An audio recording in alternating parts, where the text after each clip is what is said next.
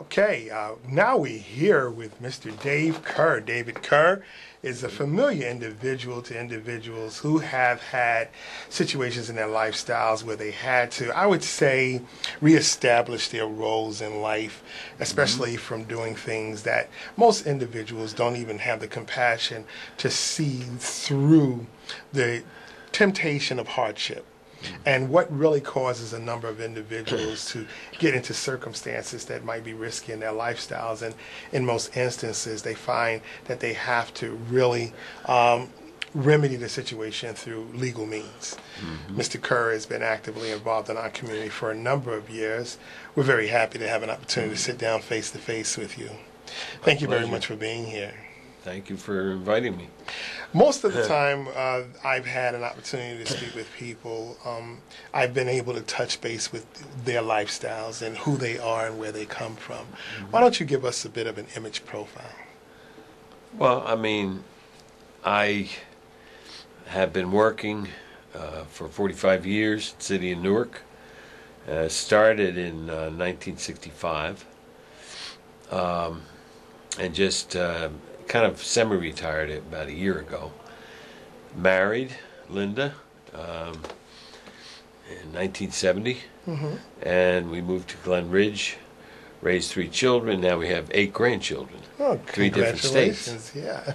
And my work with drug treatment and drug addiction continues. It started in 1965 as a state parole officer. Okay. And in Newark. And, you know, most of my parolees were what they call at that time narcotic addicts. Now they just cut to the chase. They call them heroin addicts. Really? And so these, mostly men, although there were women, I got to know, and after several years of working with them as their parole officer, when I was going to leave parole, I intended to go ahead and get my master's. They had no place to go. They had no place to live. They were clean and sober, but at least they said they were. Right? And I didn't know any better. And so what happened was, through strange circumstances, but working with them, outpatient, my cousin Rich Grossgloss is on many boards in Newark still, and he loves the old buildings. And at the time we started coming into Newark, it was just after the riots of '67, and all the buildings in Lincoln Park were abandoned. Many buildings were abandoned. I mean, people just was not healthy to live there. So he found this beautiful old brownstone at 45 Lincoln Park, and the price was right, $0. And the owner wanted us to live there, kind of to preserve it from the further destruction in the neighborhood.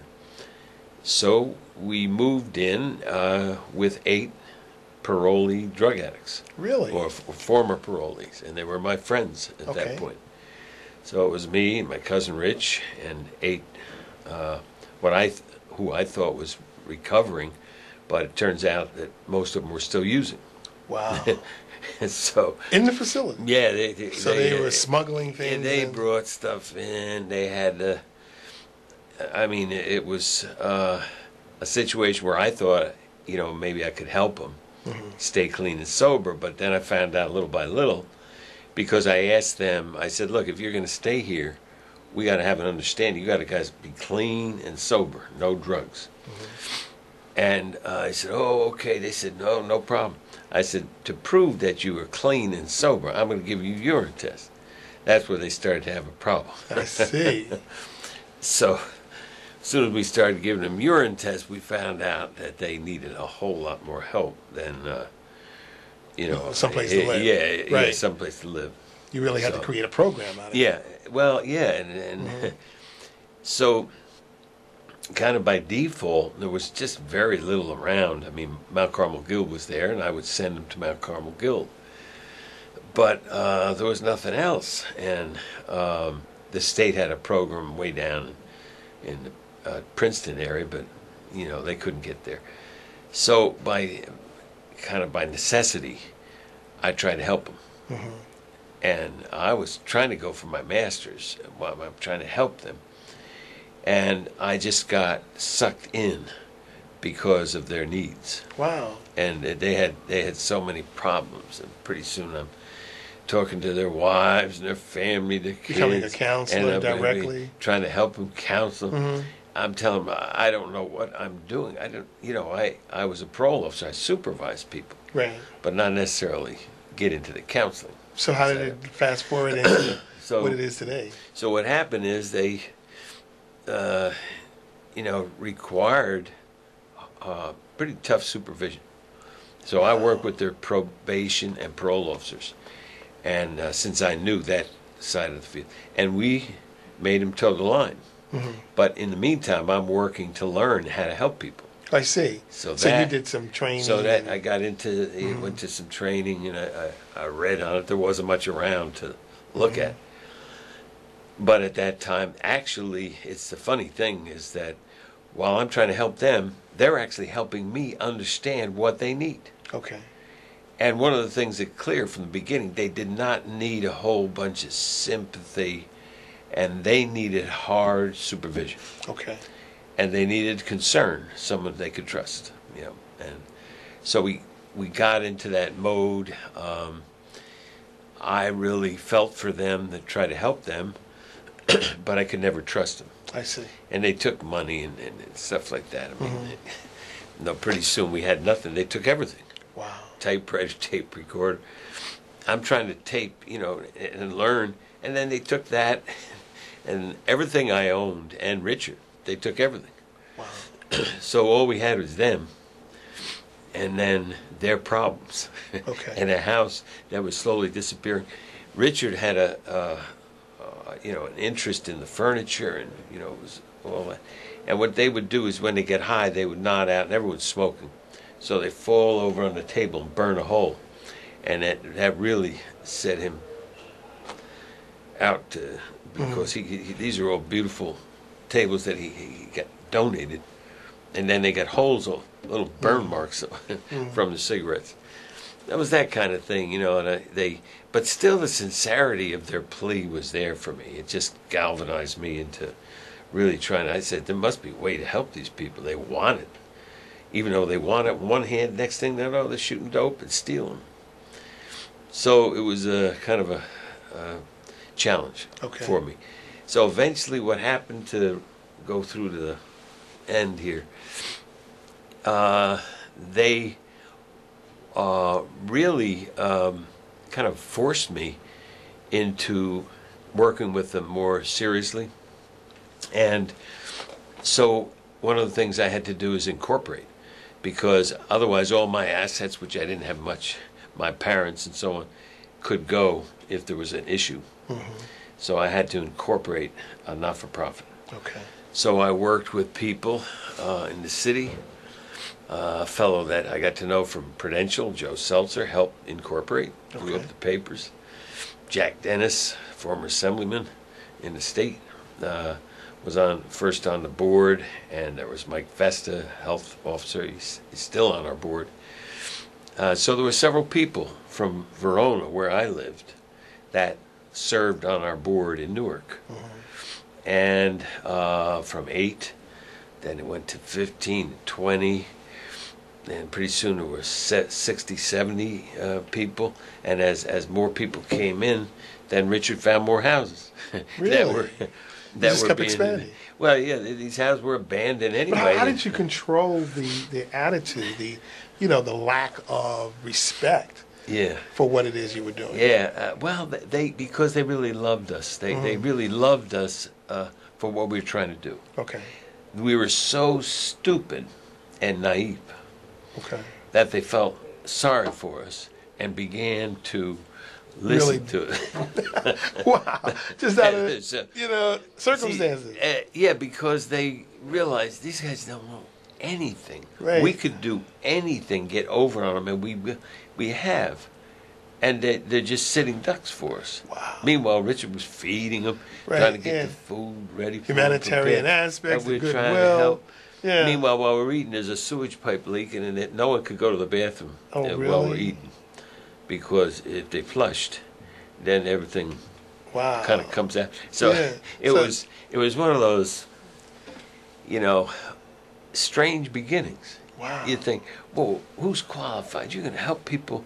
Let's see your resume. I didn't have a resume. Right, yeah. I went to Lehigh University. I'm trying to go to master's in New York, New School. And I got these drug addicts, and they're the ones actually that trained me. Wow. They taught me. Mm-hmm. They didn't have to teach me to love and care for them because I had that, but they taught me, but never trust me. And they said that. But the reality again is that you all had the courage, because in most cases when we do outreach, a lot of us don't have that, I would say, pedigree to say that we are perfect for the responsibility. That we really want to get in because we want to do something that that's helps right. others, that really gives the kind of energy that will develop into something. And obviously enough the successes did filter in that way. Okay, this is a real good point you're making, because while I didn't realize it, I have a pretty good tenacity. I stick to things. I don't give up. Mm-hmm. And I think that's one of the things that people have to understand. They have to have. You can't just give up after the first or second or third or 50th failure. You gotta, with this business, you gotta really keep at it. You gotta keep the faith in people, because I could see the good and the real positive. And then at the same time, it seemed like Dr. Jekyll and Mr. Hyde. Matter of fact, one of the mothers said, he's like Jekyll and Hyde. One minute he's love and care, next minute he's running through the night, stealing stuff, come back with jewelry. Now these were the what I was working with, which I didn't even, the hardest core criminal addicts in 1968, all through even now. But these guys were, so involved that they got arrested, they did prison time, they come back out, they got rearrested, they a lot of them had done years and years. Their wives and their mothers loved me because I'm there to save their son. I had an incident in where I would go to try to help them in the streets. So there's a whole bunch of them in one in the North Ward on 7th Avenue that lived there, Italian, and it was a little ghetto, Italian ghetto there. And I would go in still after I was not a parole officer, but I would go into that area and I would talk to the mothers. They loved me. They'd be 10 o'clock, manja, they give me the food and everything. And meanwhile, their sons are running, dealing drugs. The fathers are the big drug dealers, the main ones. Really? Yeah, and so the fathers saw was doing good for their sons. I was protected in those streets. Now, normally, you couldn't have a guy that looks like me running around on 7th Avenue in 1967, 68, after the riots. This was 66 and 7, even before I was out there. That would never get touched. But the mafia, the big papas, had a contract out. For anyone who laid a hand on me would get hurt. And I didn't find out a little bit later. I found out about that deal. But it's a business. One of my first encounters was up by the Colonnades in Newark. Okay. And one of my former parolees. Right. So I meet him and I talk to him. I said, "Oh, I'm glad you're doing good now." "Oh yeah, I'm doing good." Meanwhile, I didn't look so good, but he says to me he's doing good. So I said, "Well, I'm glad to see that." I gave him a hug and all that. He says, "Man, could you lend me a couple bucks, I said, "Now, you're doing good. You got to get a job, work. I can't lend you any money, because if I give you any money, you're going to shoot dope with it." So next thing I know, I got a knife to my throat. Wow. He says, "Give me your money." I said, "What? We had a conversation here. We're friends.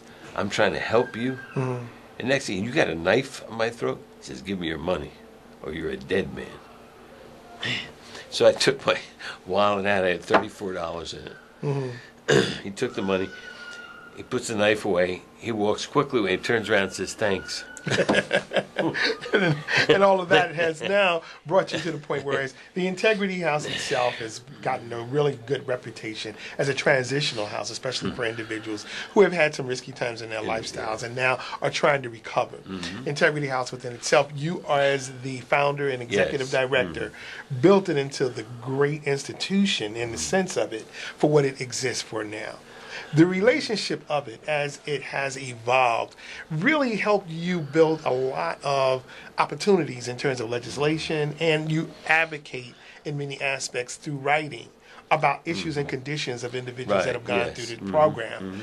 Explain to us exactly how does that really keep the foundation that's necessary for people in the community, especially those who are fighting the opportunity of being able to give services to individuals who have gone through incarceration, another chance?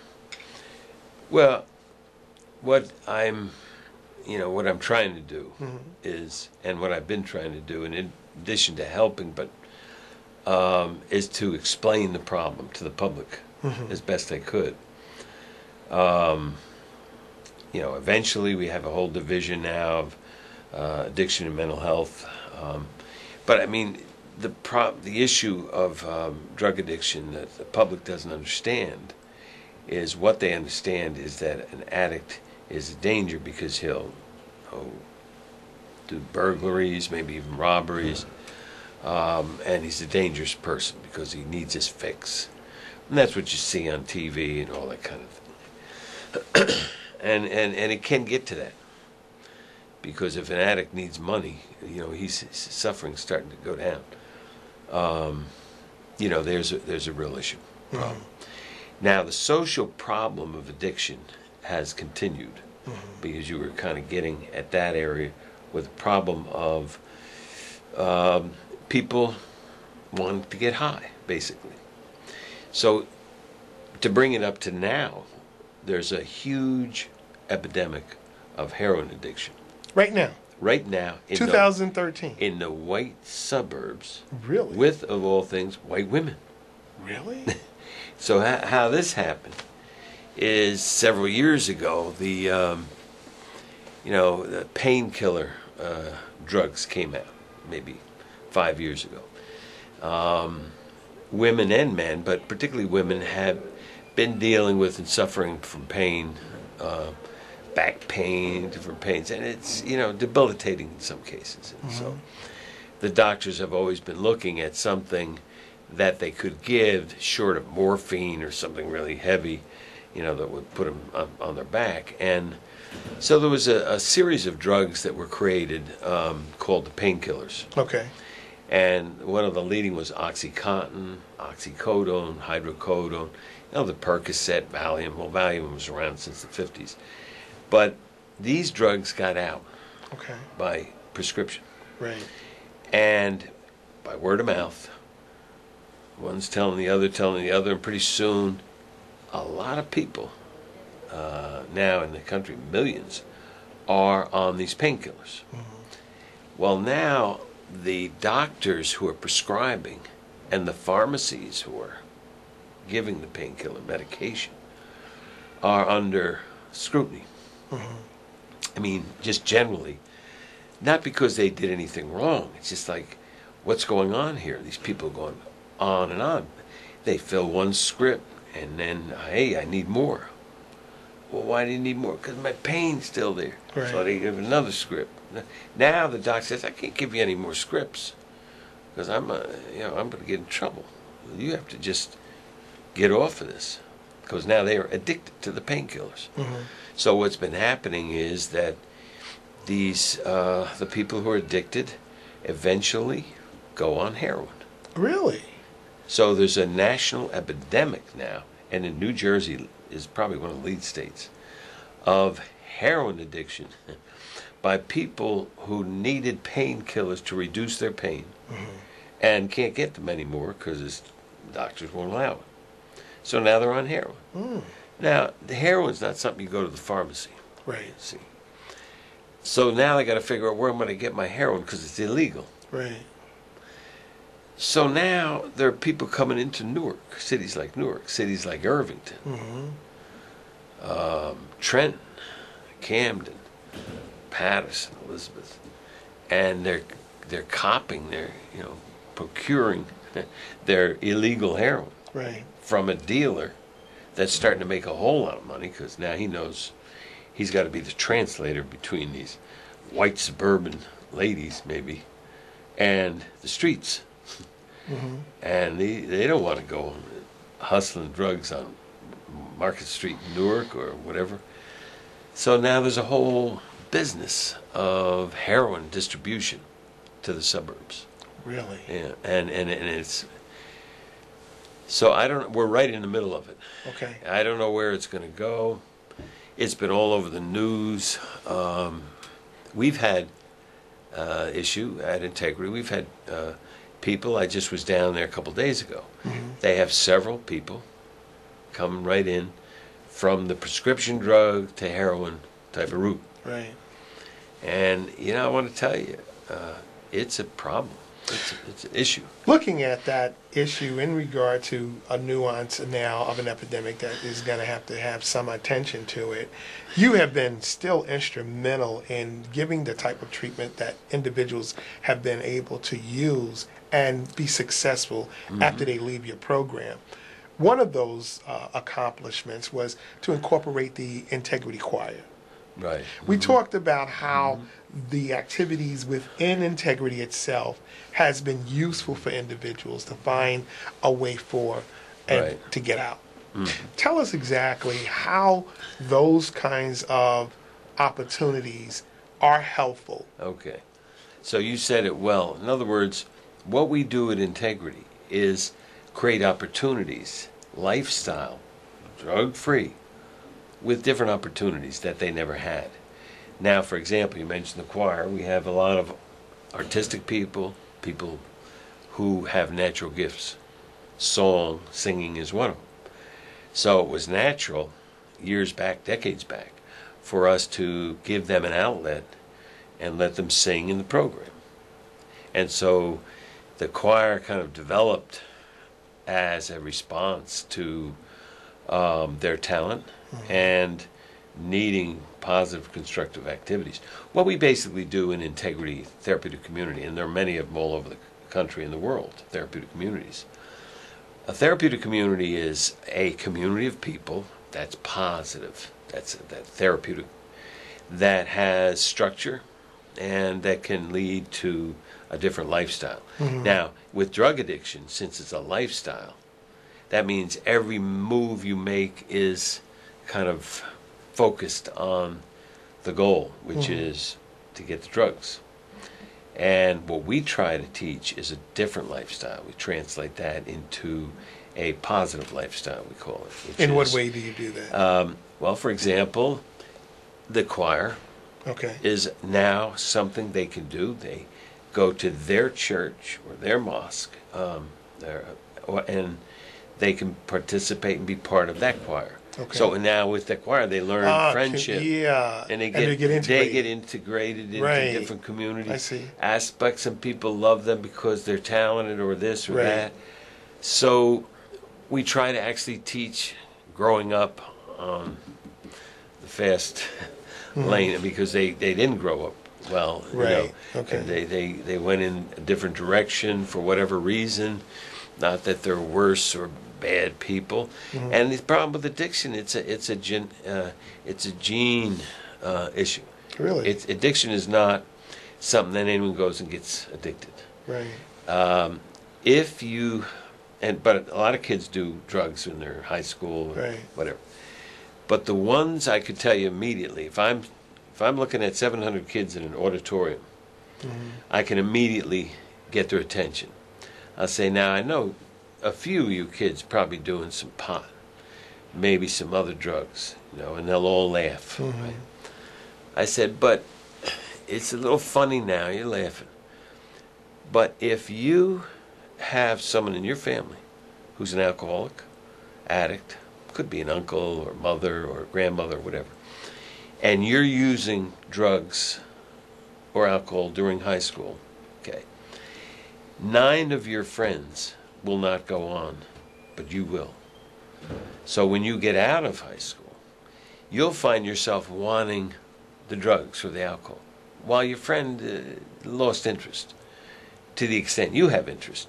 In other words, he might go out on a weekend, but you seem to, gee, I need it's Tuesday night. I got to have some. Mm-hmm. It's Wednesday morning. I got to have a drink. Or you know what I mean? I got to get my weed. I got to get my high. Habit. You know, I got it. Yeah, you're building these really negative well, habits. it is a lifestyle. Mm-hmm. It's a lifestyle of addiction, which comes from your genes. Mm-hmm.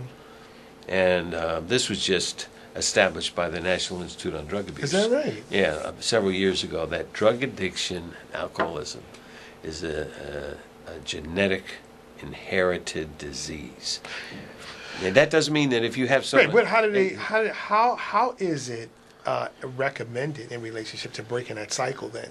I mean, because we're saying it's not really a discipline. Mm-hmm. It's a health issue. Mm-hmm. It is a health issue. And there's actually proof that addiction is a physical disease. Wow. Like diabetes.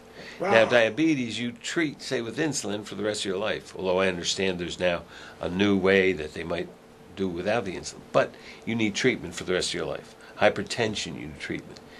Same with drug addiction. Drug addiction, you can't just go into treatment, come out and then drink or do drugs or whatever. It's a disease that will stay with you, and you have to understand it's genetic. So even though you're friends and you are drinking, well, what's wrong? They're not having a problem. Yeah, but they don't have the gene. Mm-hmm. You have the gene. But even though, say, 5 kids from a family who, say, mother's an alcoholic, okay, all 5 won't become addicts. But it's pretty certain that 1 or 2 will. Wow. Maybe all 5, but 1 or 2 definitely, maybe 3. Wow. Another 10 years, they'll still be doing stuff, and it'll get more, it'll accelerate, and their brothers and sisters are reaching out. What's the matter with you? Get out of this. Stop this. Mm-hmm. I can't. Wow. If you're tuning in, we're here now with Mr. David Kerr, who is the founder and really a important individual in relationship to coming up with some ideas in which we can be able to identify people who are involved with substance abuse in most cases, but in relationship to understanding the reality of how people can transition from an unhealthy attitude in their lifestyles to something more positive. You've really accomplished a great deal of success in Integrity House with helping people rebuild their lifestyles. You've moved on now. Tell us about your new project. Well, I believe that first it's the awareness of what I just said about the genealogy and the inheriting addiction. One of the things I would like to do is try to use technology more effectively to help more people. Now, people say, well, you can't help people that way. You got to get face to face. Of course, it's the best way. But we got too many people with too many needs. We have to look at other avenues and ways to draw them in, to let them know there is help, there is hope for them. And one of the ways that I think is going to happen, is already starting to, is the video counseling. Video counseling. Video counseling. Explain it. Well, I mean, right now you have a limited number of counselors. Mm-hmm. Because, I mean, they work from 9 to 5 or whatever, and then they go home or whatever. Unfortunately, the addict needs help when he needs help. And so what I think will happen is that there'll be a way through programs as simple and understanding as understood as Skype, where you can Skype someone and by appointment. There's other programs, GoToMeeting. There's programs that are being developed right now. Skype is confidential, and that you could give some information to a mother who's concerned. I see. Say a mother of a 13-year-old who's smoking some weed and coming in late and doing some stuff, and she's scared to death because her older son just got out of prison for drugs, and she doesn't want this to happen. And instead of a phone call, she'd get into a one-on-one? Well, she could then immediately, because phone calls are no good. Phone calls are where someone just dumps their stuff on me, and, they're really not listening. They just want to unload. But when you face-to-face someone, video, you read what they're really saying. Okay. You read what they're saying, and then I've had videos like with Mama and the son right there. Okay. And so the mama's talking, she's got everything going. The son's like this. And eventually he just got up and walked away and says, "Come back here." And he disappeared. I see. And she said, "So see, this is the problem. He doesn't want to listen to me. He doesn't want to." And, they don't realize what that boy's going through. And you can't drag him in. I had a recent situation, a call for this woman who's really suburban, well off, and all that, but she's really down the tubes. She's all over drunk now and all. And her husband is trying to help her. Okay. The more he helps, the more she just seems to, Right. go to. And I'm not saying that family should help, but first he should try to help himself. Right. And learn what a spouse should be doing. Okay. And how his role modeling can be picked up quicker than if he gets into Al-Anon or one of these self-help groups, and she sees that. But again, that means getting up and going to a meeting. But suppose you could go to a meeting where you see everyone right on your screen. Okay. And you can interact just like this. Right. And you can feel the concern the same way. Now, some people will say, "Well, that'll never work." It's working already. Is that right? How already. often have you been using it, and who is being directed to the program? I don't use it that often, but when I do use it, I can see it's as effective as a face-to-face. It is a face-to-face. But I mean, are the same kind of referrals coming to you the way they Well, do from that's the future. the drug treatment? So That's you're working the on it. future. You're piloting it. This is a pilot Okay. where I estimate Right. that there are literally millions of people that won't get help because they don't want to leave their house, Okay. because their son is an addict or whatever, but they Right. need help. Okay. Now, they can call a number, but Right. that is really,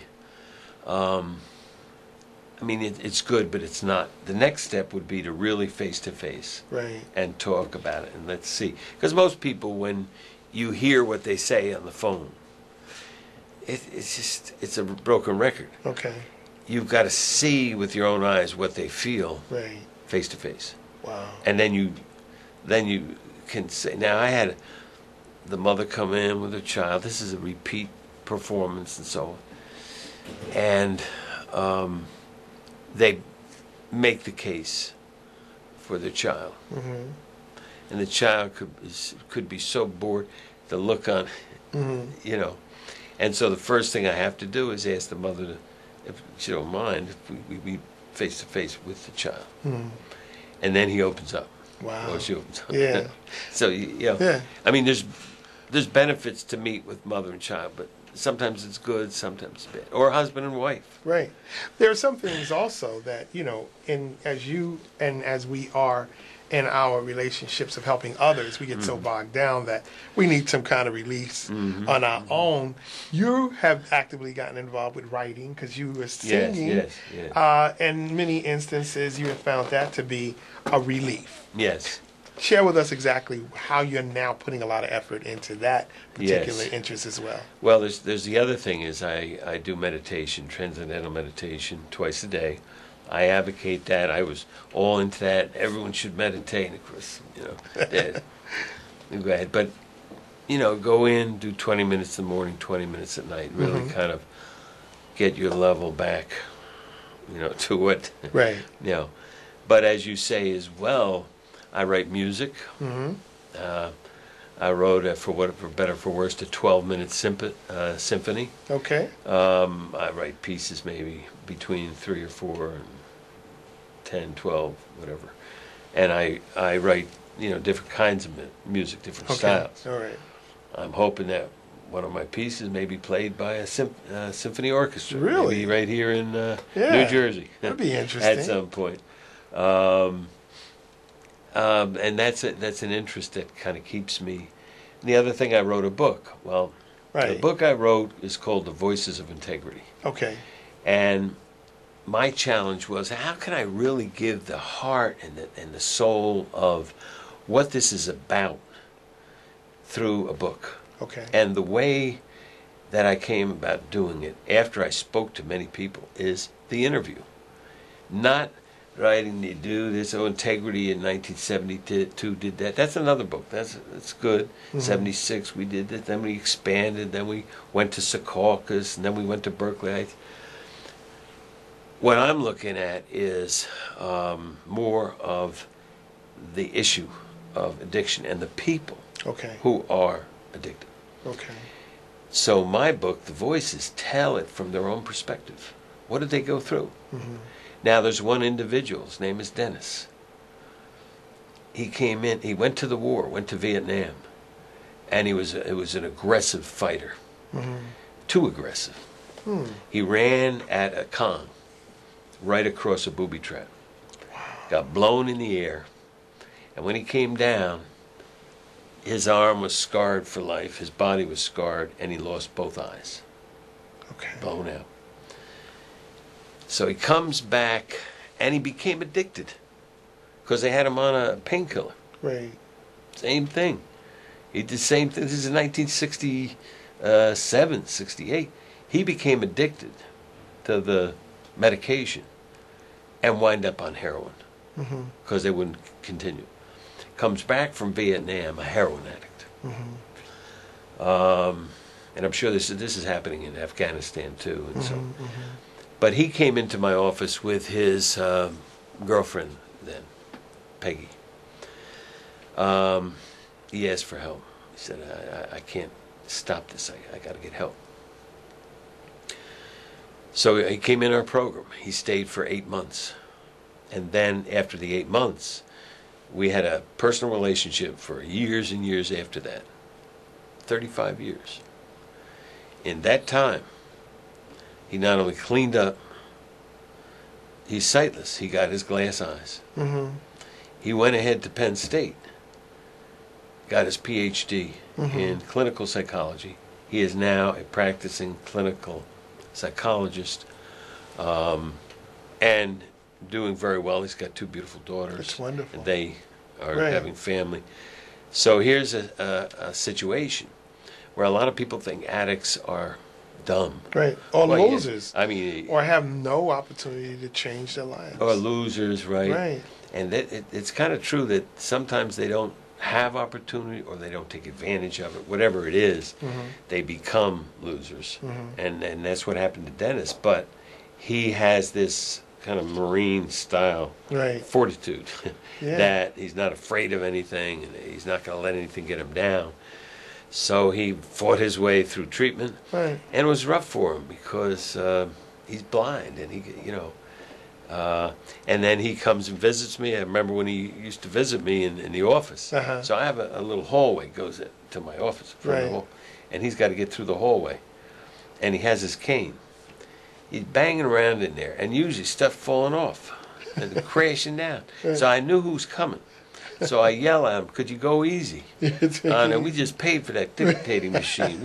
That typewriter, you're going to kill him. How about that? And we used to goof a lot on it. So he comes in. But that's who he is. Right. He's an indomitable spirit. And imagine being counseled by this guy who's blind. How about that? And you think you got a problem and say, well, man. That'll give you a lot of inspiration. Yeah, he was an addict, and he got out of it, So taking best case scenarios and looking at them objectively and finding it where it can inspire others, having a passion in order to be able to show that individuals can make it out of their problems and transitioning them into successful career-oriented individuals has been really part of your legacy. Yes, And as we look forward, you're now looking at some more opportunities where other individuals can be able to find success in relationship to dealing with their lives and their transitions, of getting an opportunity to get out of the real problems that society can relate to. We are here as a information base. We Care Partners is a public awareness community resource. We're certainly very happy now that we can have the opportunity to find a way where we can work with you and build a strong relationship, and how we want to raise awareness about the value and the importance of the research information that you have been able to establish. We want to continue to build that kind of a relationship with you.